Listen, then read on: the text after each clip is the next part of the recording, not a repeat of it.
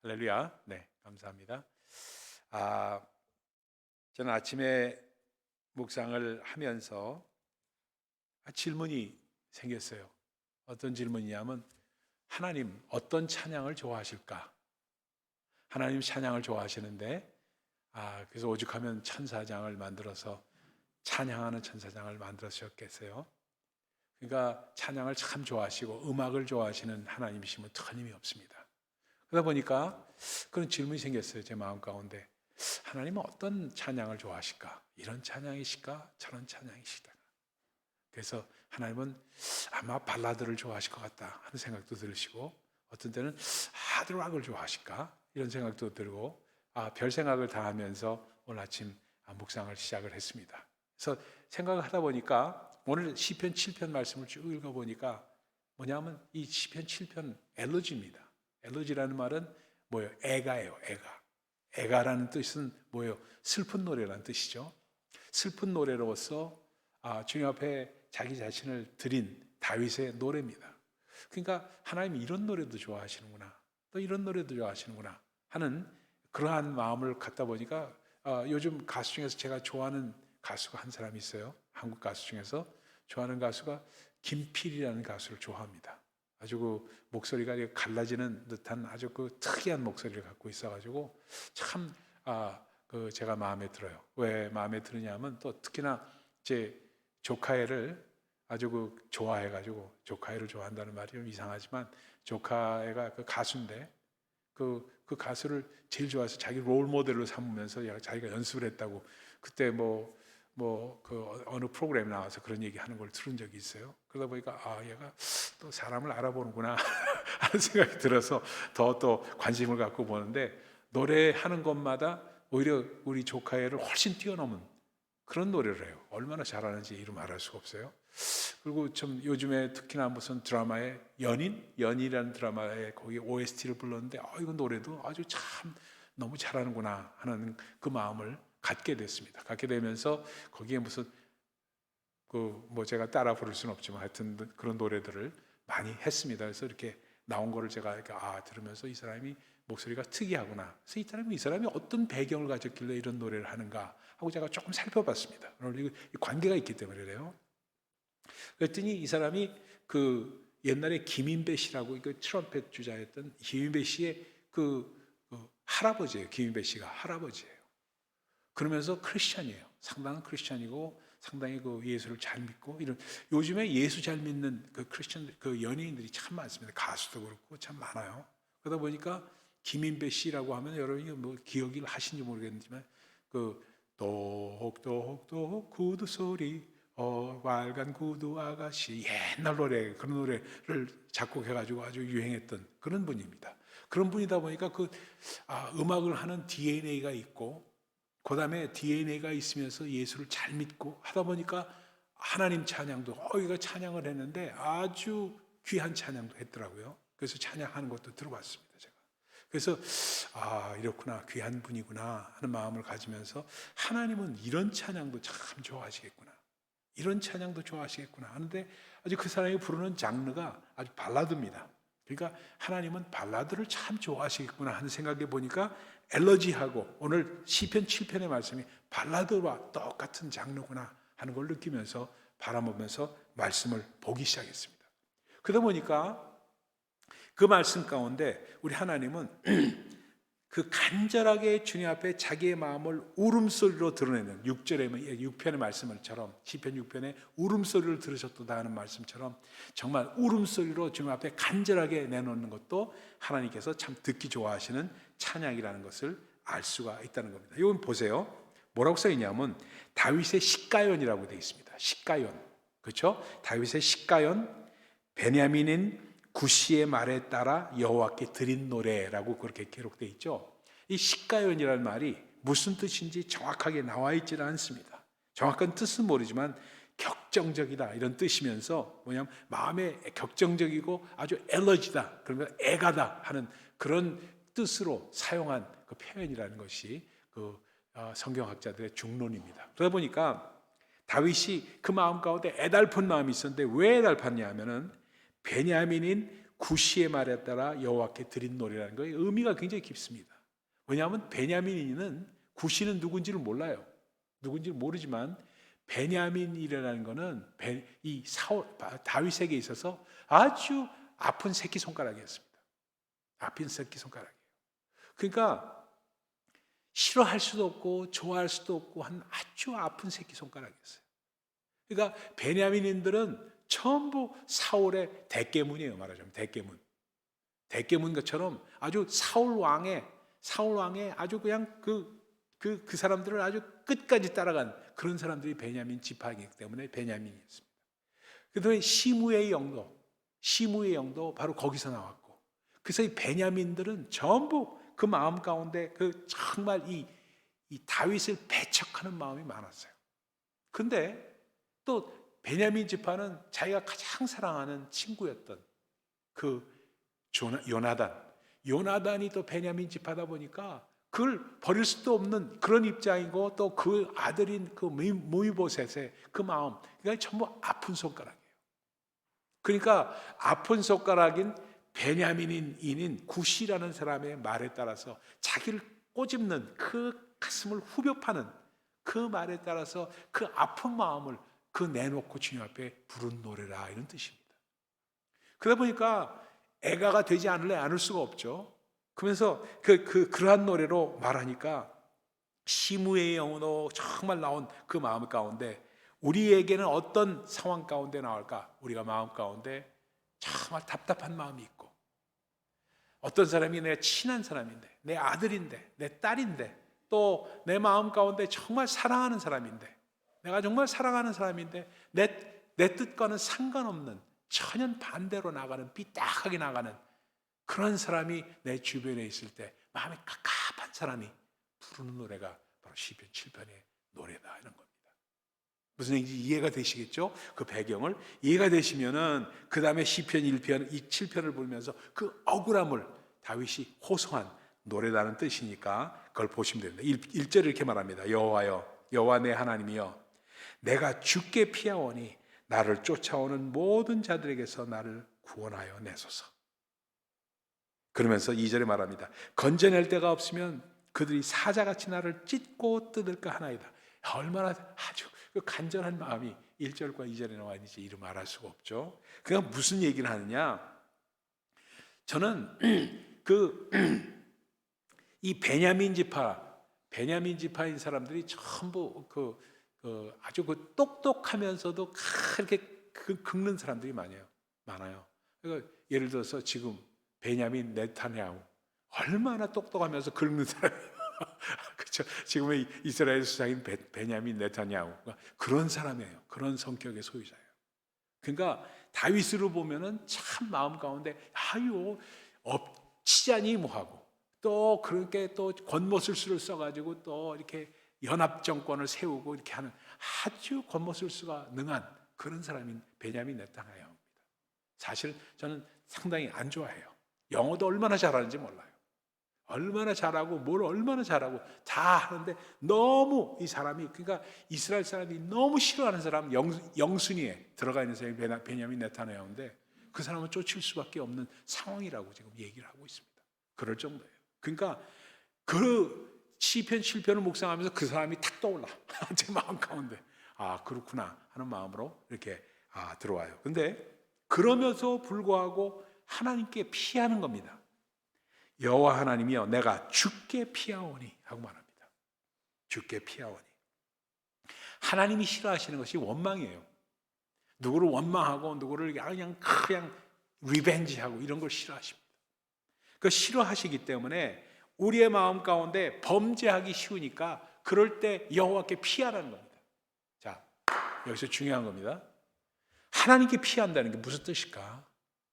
하나님께 피한다는 게, 주는 나의 피난처시여 할 때 이 피난처라는 게 무슨 뜻일까? 어떻게 우리가 정말 쉽게 얘기하면 He's my refuge, 그런 부분은 나의 피난처십니다. 말은 쉽게 합니다. 말은 쉽게 하고 성경에 나오는 말입니다. 근데 그걸 우리 삶 가운데, 우리 신앙생활 가운데 어떻게 적용시켜서 하는지 잘 모를 때가 너무 많아요. 딴 거 없어요. 샤알입니다. 샤알하는 겁니다. 하나님 앞에 내 깝깝한 심령, 내 답답한 심령, 내 이 꼬장 같은 그 마음, 그걸 전부 하나님 앞에 내놓는 것, 그것이 피난처로 삼는 겁니다. 그거 하는 거예요. 그걸 하는 거를 주여 하나님이 내가 죽게 피하오니 나를 쫓아오는 모든 자에게서 나를 구하여 내소서. Rescue me, Lord. Rescue me. 나를 좀 구해 주세요. 그래서 나를 쫓아내면 나를 사자기같이 나를 찢고 핥힐 겁니다. 그러니까 내가 원망하거나 그 사람과 대면해서 싸우고 싶습니다. 그는 나의 새끼손가락입니다. 이런 표현입니다. 그렇죠? 내가 그 사람을 자르려도 자를 수가 없는 사람들이에요. 시무의 영 내 마음 가운데 있지만 그걸 물리칠 수도 없고 정말 어렵습니다 하는 표현이 1절과 2절에 말합니다. 그 골프 치는 사람들은 골프를 안 치니까 잘은 모르지만 골프 치는 사람들이 그런 얘기를 해요. 그런 얘기를 들은 적이 있어요. 골프할 때 잘 안 맞고 하면은 정말 화가 나고 그렇게 마음이 답답하다고 합니다. 잘 안 맞고 할 때 있잖아요. 딱 치면은 뭐 자꾸 페어가 안 나오고 전부 오비가 나고 하면 얼마나 마음 가운데 그렇잖아요. 그럴 때 하는 일이 뭐냐면 휘파람을 불려고 그래요. 오늘은 잘 안 되구나 하면서 휘파람을 불면은 마음이 평안해지면서 그게 바로 뭐냐면 하나님을 피난처로 살면서 그러면서 범죄하지 않는 겁니다. 범죄하지 않는 거예요. 그래서 주 앞에서 정말 주님 앞에 피하면은 하나님이 싫어하시는 것이 뭐냐? 하나님을 불신하는 거기 때문에 요셉이 감옥에 들어가서도 하나님을 원망하거나 남을 원망하거나 형들을 원망하거나 미워하거나 하는 것을 안 하고 하나님을 신뢰했다. 그러므로 말미암아 그의 삶이 감옥소에 있었을 때도 그가 형통하였더라라고 성경은 말씀하고 있잖아요. 형통의 복은 결국 하나님을 피난처 삼고 그분께 모든 걸 하나하나 맡겨나가는 삶이 여호와여 주님이 나의 피난처이십니다 하는 고백에 담겨 있다는 것입니다. 우리 신앙생활이 정말 우리가 성숙해 가면 갈수록 맡기는 것뿐이 없다는 거예요. 하나님 앞에 맡기는 것뿐이. 하나님 앞에 얼마나 더 잘 맡기는 사람이냐 하면 하나님께 맡기는 사람이 하나님께서 당신의 것을 우리에게 맡기십니다. 하나님께서 우리에게 맡기시는 위임 권위가 그 사람에게 나타나는 거예요. 능력도 나타나고 권세도 나타나고 하는 이유가 하나님의 것을 빌려올 수 있기 때문에. 왜? 내가 내 것을 그분께 맡겼기 때문에 그분이 그분의 것을 우리에게 맡기는 겁니다. 아멘입니까? 이게 얼마나 중요한 건지 이루 말할 수가 없어요. 그 권위가 나타나는 건 바로 그런 데서 나타나는 거다는 얘기죠. 그게 진짜 권위예요. 왜? 위임 권위이기 때문에. 그러면서 3절에 이렇게 말합니다. 보세요. 여호와여 내 하나님이여 내가 이런 일을 행하였거나 내 손에 죄악이 있거나 화친한 자를 악으로 갚았거나 내 대적에게 까닭없이 빼앗았거든 원수가 나의 영혼을 쫓아 잡아 내 생명을 땅에 짓밟게 하고 내 영광을 먼지 속에 살게 하소서. 참 이 느껴지십니까? 그 마음 가운데 그 애절함이 느껴지세요? 참 그만큼 나는 하나님 보시기에 제가 악을 행한 게 없습니다. 그 새끼손가락이지만 제가 그에게 나쁘게 한 게 없습니다. 근데 그 나를 갈고 씹는데요 참 미치겠습니다. 이런 마음입니다. 우리 신앙생활 하다가도 교회에서도 가끔 좀 시험 들고 할 때도 그런 때가 있잖아요. 마음 가운데 정말 억울하지. 너무너무 억울해. 어디 가서 그냥 한 방 치고 싶은 마음도 있고 좀 그 따지고 싶은 마음도 있고 이런 마음이 있어요. 억울한 마음이 들 때가 있는데 그 억울함을 하나님 앞에 호소하고 있는 다윗의 모습입니다. 그렇죠? 그러면서 뭐라고 여러분 정말 자기의 결백을 주장하는 다윗의 마음 가운데는 기다리는 마음이 있었어요. 기다리는 마음. 뭘 기다리냐? 하나님의 심판을 기다리는 거예요. 하나님의 심판을. 하나님 심판하시고 판단하소서 하는 마음이 그 가운데 있어요. 여러분 요거 하나 말씀드리고 할게요. 뭐냐면 생각이 많은 사람, 저도 생각이 많은 사람 중에 하나입니다. 생각이 많은 사람은 생각을 주님 앞에 맡기지 않으면 성령님의 인도하심을 못 받아요. 성령님의 인도하심을. 내 생각이 많잖아요. 내 생각이 많으면 절대로 성령님의 인도하심을 받을 수가 없어요. 생각을 하나님 앞에. 그래서 사도 바울도 생각이 많은 사람이었어요. 베냐민 지파니까 얼마나 똑똑해요. 생각이 많은 사람이니까 뭐라고 고백해요? 나의 모든 생각을 그리스도께 사로잡아 그리스도께 맡긴다고 얘기하잖아요. 그러니까 그리스도께 내 생각을 맡기지 않으면 그 생각이 많은 사람은 어떤 사람이냐면 내 자존심이 센 사람들이에요. 자존심이 세요. 그러니까 사도 바울이 갈라디아서 2장 20절 우리가 정말로 잘 아는 말씀입니다. 내가 그리스도와 함께 십자가에 못 박혔나니 이제는 내가 사는 것이 아니요 내 안에 계신 그리스도께서 사시는 것이라. 이제 내가 사는 것은 내 안에 계신 예수 그리스도께서 사는 것이라 하는 고백을 한다는 것. 내가 십자가에 못 박혔다는 게 뭐예요 도대체가? 우리가 너무나도 잘 아는 말씀인데 내가 실질적으로 내 신앙생활에 적용을 하지 못할 때가 너무 많았어요. 저 자신부터가. 뭐예요? 내 자존심을 못 박는 겁니다. 생각이 많은 사람들은 자존심이 세요.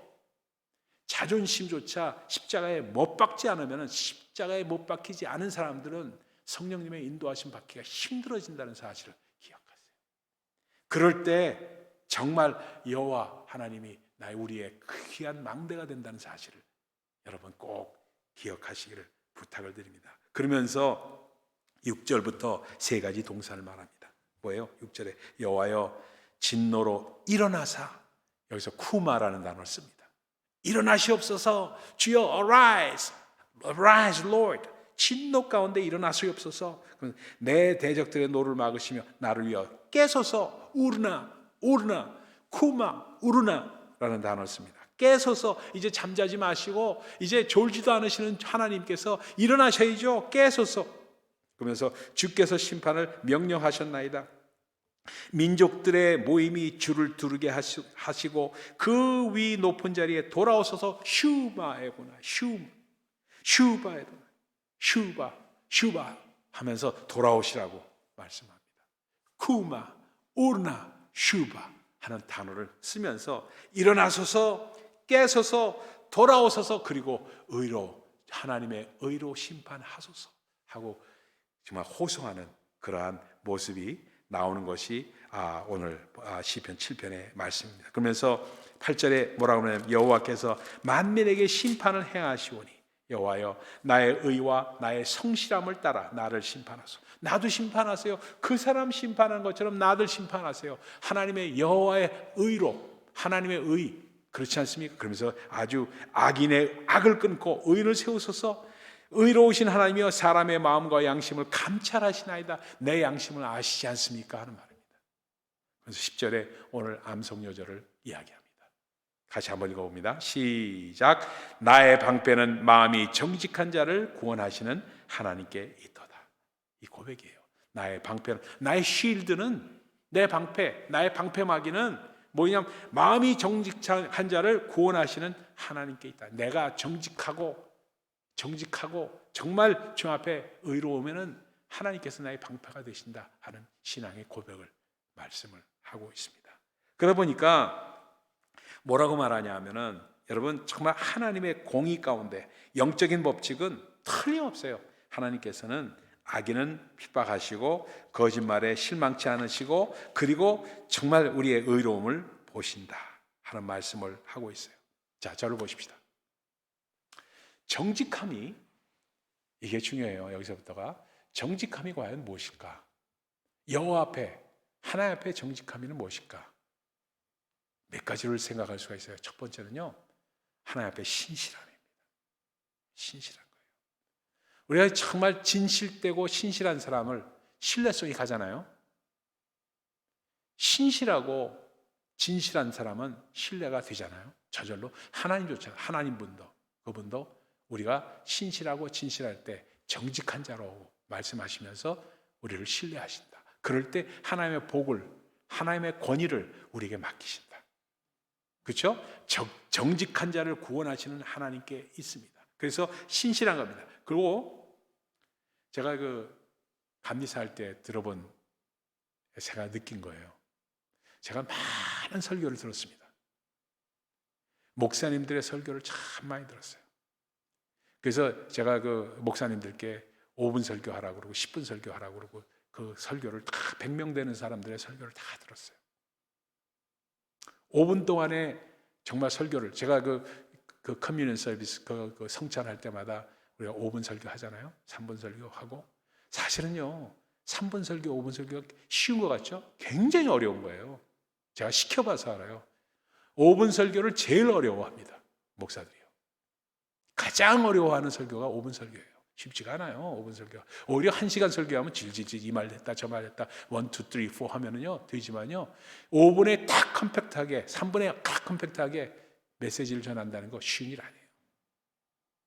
그래서 시켜봐서 하는데 그러면서 여러 설교를 이렇게 들어보면서 느낀 거예요. 아하, 저 사람은 기름 부음이 있구나. 이 사람은 기름 부음이 덜하구나. 이 사람은 이렇구나 하는 판단을 하게 되는 가장 큰 근거는 어디에 있느냐? 얼마만큼 신실하게 메시지를 전하느냐에 있어요. 그 사람의 삶과 그 사람의 신실함이 메시지의 설교에 우러나게 되면은 거기에 anointing flows. 소위 성령의 기름 부음이 흐릅니다. 그걸 느껴요. 그래서 수많은 설교를 가운데 들으면서 제가 성령의 기름 부음이 저 사람에게는 있구나, 없구나, 아직 더 부족하구나, 이 사람은 충만하구나 이런 거를 이렇게 느끼게 된 게 그래서 제가 센시티브해진 이유가 거기에 있습니다. 그러면서 정직한 마음이 정직한 자를 구원하시는 것은 바로 anointing이 성령의 기름 부음이 거기에 있기 때문에 그렇습니다. 두 번째는요 마음이 가난한 자, 정직한 자예요. 마음이 가난한 자예요. 마음이 가난한 자는 어떤 자예요? 겸손이 지혜라는 거예요. 어린아이처럼 겸손해지면은 복음이 우리 자신을 변화시킬 수 있어요. 복음이. 여러분 저는 트레스티아스를 참 오랫동안 했습니다. 트레스티아스를 참 오랫동안 했죠. 40년을 했으니까. 그렇게 40년을 트레스티아스를 하면서 참 많은 경우를 봤습니다. 이런 사람 저런 사람 그 중에 많은 목회자들 트레스티아스에 초청을 해서 트레스티아스를 경험하게 하고 이렇게 하는 일을 했습니다. 근데 트레스티아스 하면서 제일 은혜를 받지 못하는 사람들이 누구냐? 목사님들이에요. 목사님들이 제일 은혜를 받지 못해요. 항상 그래요. 근데 그런 목사님들이 은혜를 못 받는 이유가 뭔가? 트레스티아스에서 겸손한 마음으로 참여하지 못하기 때문에 그래요. 겸손이 지혜라는 것이 어떤 건지 몰라요. 다 아는 거, 아유 저런 걸 어떻게 저렇게 하나 이런 생각으로 그 프로그램에 참여하니까 제일 은혜 못 받는 사람들이 목사님들이에요. 근데 그 은혜 못 받던 목사님들이 나중에 스피리추얼 디렉터로 해가지고 트레스티아스의 팀으로 봉사하면서 다시 그때 은혜를 받아요. 그러니까 목사님들은 결국 가르치는 자의 위치에 있을 때 더 은혜를 받게 되는구나 하는 걸 느낄 수밖에 없어요. 어떤 면에서. 그런데 실제적으로 정말 누가 마음이 가난한 자냐? 겸손하고 마음이 어린아이처럼 겸손해져서 어떤 상황에도 은혜를 같이 공유할 수 있는 사람이 되는 것이 그게 오 아니에요? 그 마음이 정직한 사람 아니에요? 그걸 지금 말씀드리고자 하는 마음입니다. 그러다 보니까 정말로 우리 마음 가운데 정직한 영을 새롭게 한다는 것은 우리 마음이 정말로 겸손함으로 다시 한번 새로워지는 것을 말합니다. 그 다음에 세 번째는 어떤 게 있냐? 감사하는 마음이 넘쳐나는 걸 말합니다. 감사함이 넘쳐나서 감사를 연습하고 감사한 마음이 넘쳐날 때 그럴 때 정직한 영이 새롭게 된다는 사실을 기억하십시다. 그래서 다윗은 꼭 그가 기도할 때 시편에서도 뭐라고 하냐면 정직한 영을 내게 새롭게 해달라고 말씀을 하는 것을 볼 수가 있습니다. 그래서 이렇게 말합니다. 11절에 보세요. 하나님은 의로우신 재판장이시며 매일 분노하시는 하나님이시로다. 사람이 회개하지 아니하면 그가 그의 칼을 가시며 그의 활을 이미 당기어 예비하셨다. 이거는 마치요 11절서부터는 하나님이 이런 분이시다는 것을 하나님한테 리마인드 시켜주는 것 같습니다. 하나님 그런 분 아니십니까? 칼 가르쳐야죠. 지금 악인들을 딱 처단하셔야죠 하는 걸 리마인드 시켜주면서 이렇게 말씀하시는 그 표현이 있어요.